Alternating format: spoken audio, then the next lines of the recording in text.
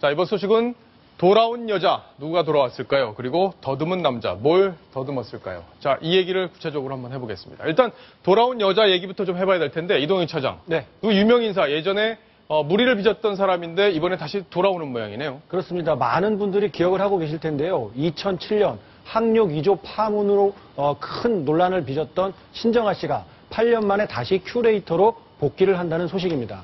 큐레이터로요? 그렇습니다. 원래 큐레이터를 했었잖아요.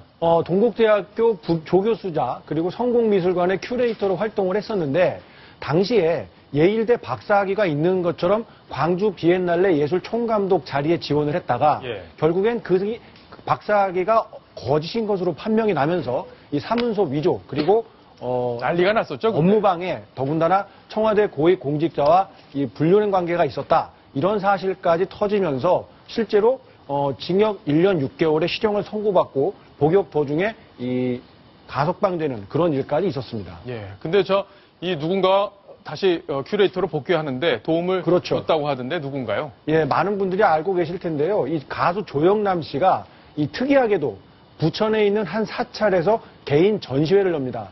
24일부터 한 달 동안 기간으로 열리는데요. 이 전시회를 바로 신정아 씨가 기획을 해줬다는 이야기입니다. 그렇군요. 조영남 씨 주변에 참 이 여성분들이 참 많은 것 같은데 본인도 이거를 숨기질 않더라고요, 조영남 씨. 아주 당당히 밝히고 있죠. 심지어 어디 인터뷰한 걸 보니까 내 여자친구 중에 한 명이다라고까지 소개를 했고요. 신정아 씨는 조영남 씨에 대해서 자기가 가장 크게 어려움을 겪고 있던 시절에 나를 이해해주고 나를 응원해줬던 아주 고마운 분이다 이렇게 표현을 했습니다. 이렇게 신정아 씨가 예전에 이런 스캔들을 일으켰을 때도 아주 훌륭한 사람이고 나는 신정아를 믿는다 이런 응원의 메시지를 보내주었던 조영남 씨의 이런 인연 때문에 이번에 다시 조영남 씨의 개인 전시회의 큐레이터로 역할을 한 것으로 보입니다. 아, 그렇군요. 자, 그렇다면 조영남 씨 얘기를 안 들어볼 수가 없습니다. 왜 이 신정아 씨와 가깝게 됐는지 또 이번 행사는 어떤 의미가 있는 행사인지 지금부터 한번 직접 들어보시겠습니다. 24일부터 한 달간 장소는 부천에 있는 서광사랑 그 법당 안에서 이게 지금 국내 최초이자 세계 최초일 가능성이 있어요. 법당에서 그림 전시하는 거가. 거기 스님이 흔쾌히 허락을 하셔서 부처님 온 날을 경축하는 기념으로 하게 된 거예요. 그 사람 원래 하는 일이 큐레이터 아니었어요? 그렇죠? 그래서 조용히 있다가 이분이 동국대학교 출신 아니에요. 거기 교수였어요. 그러니까 그쪽 절 쪽으로 관계가 많이 있었겠죠? 자기가 기획 전시를 절대로 하자고 그래서 저는 좋다. 저도 그런 뜻이 있었고 마침 그래서 이루어진 거죠.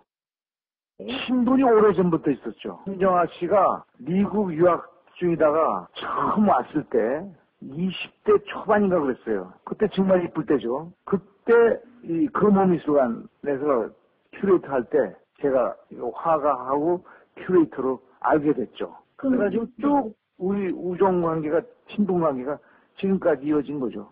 이쁘고 똑똑하고 내가 아는 신정아는 내 어장에 있는 여친 중에 하나고 그렇게 지금까지 그렇게 오고 있었어요. 자, 어장이라는 표현이 좀 전원식 변호사 생경하게 와닿지 않으셨는지 모르겠습니다. 글쎄, 조영남 선생을 나도 잘 아는데, 자주 쓰는 용어니까 특별한 의미는 없지 싶습니다. 그리고 하나 제가 좀 정정을 해야 되겠는데, 신정아 씨가 실형을 산 건 아니고요. 구속되었다가 이제 보석으로 석방된 다음에 최종 형량은 집행유예형입니다.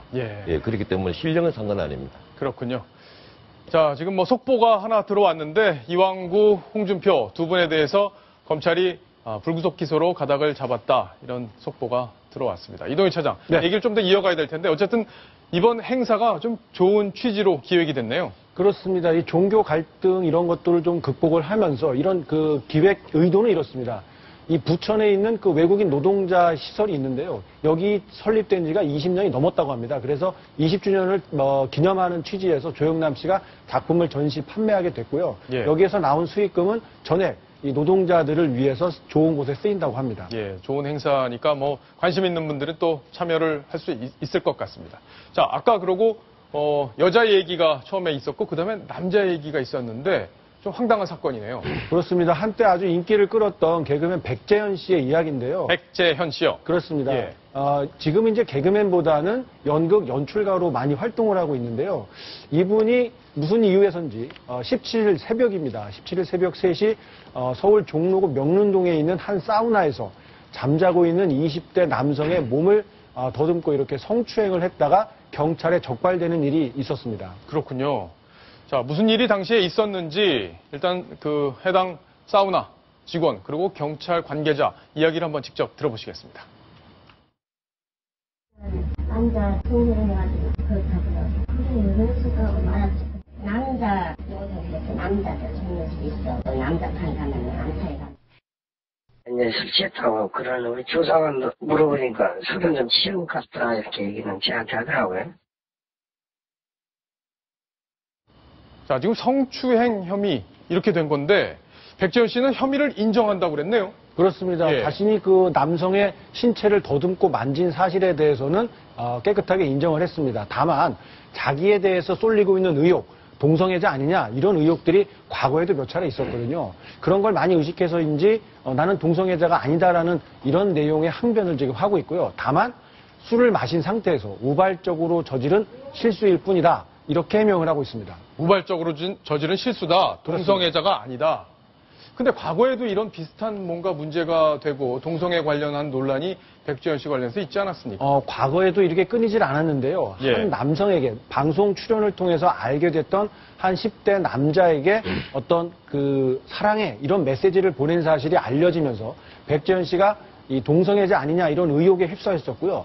또 본인이 게이바에 다니는 사실이 또 알려지면서 이 백재현 씨가 정말 동성애자 맞는 거 아니냐 이런 의혹이 계속해서 일었습니다. 하지만 백재현 씨는 이에 대해서 정말 황당무계한 주장일 뿐이다라고 하면서 누가 이런 헛소문을 퍼뜨리는지 끝까지 찾아내 보고 싶다 이런 의사를 밝히기도 했습니다. 그렇군요. 자, 경찰에서도 뭐 여러 가지 이런 사건을 다루면서 문건도 정리해서 이렇게 기자들에게 배포도 하고 했는데 보니까 좀 구체적인 내용들이 좀 정리가 돼 있습니다. 그러니까 술을 먹었다, 실수였다 이렇게 얘기를 하고 있는데 어쨌든 구체적인 얘기들이 조금 있는데 이 땡땡땡 부분에서 조금 많은 의심을 사고 있는 것 아닌가. 예, 사실 지금 이 보도상에서는 지금 시청자 여러분들께는 이렇게 가려서 보여드렸지만 실제 사진이 돌아다니고 있는 것들을 확인해 보면 아주 적나라한 표현이 그대로 담겨 있습니다. 그래요. 물론 이제 경찰에서 내부적으로 보는 문건이기 때문에 있는 사실을 그대로 적어놓은 것으로 보입니다. 하지만 이런 문서가 외부에 유출이 되면서 오히려 이 백재현 씨에 대한 불필요한 오해와 논란 이런 것들을 키우고 있다는 비판이 나오고 있습니다. 그렇군요. 자, 돌아온 여자 그리고 문제가 된 남자 이야기까지 저희가 정리를 해드렸습니다.